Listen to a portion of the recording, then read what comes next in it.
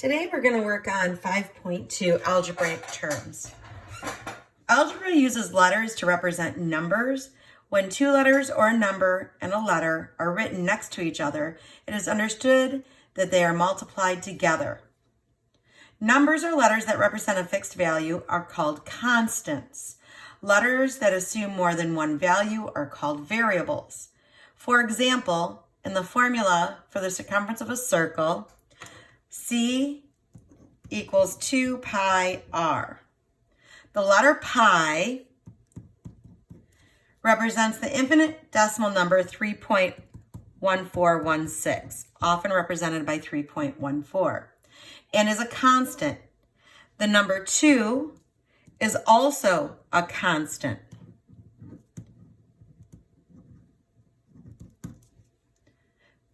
The number pi does not vary in value. Neither does the number 2. The letter C, however, and R are variables and can assume many values. Letters and numbers make up what is called an algebraic term.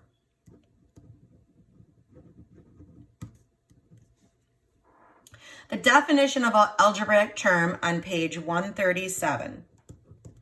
A combination of numbers and letters joined by the operations of multiplication or division.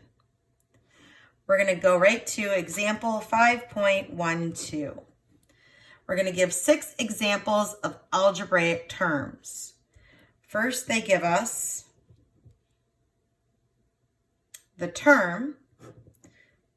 We'll start with 5x squared y, negative 5abc, negative 3vi, the square root of p over r, negative 1.8 over c. So these are our terms. Next we'll have our coefficients,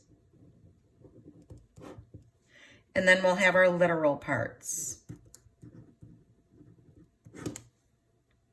So as we go through, our coefficients are our numbers or our constants. So the coefficient for 5x squared y is 5, and the literal part is x squared y. The coefficient here is negative 5, with a, b, and c as the literal parts. Negative 3, vi. Now for the square root of p over r, there's no number in front of it, and generally in algebra, when there's no number, we put a 1. And then our variable is the square root of p over r. And this is kind of a tricky one. Negative 1.8 over c. Well, we can make that into a fraction, which would be negative 1.8 over 1 times 1 over c. Therefore, negative 1.8 over 1 is a whole number, and 1 over c is our literal part.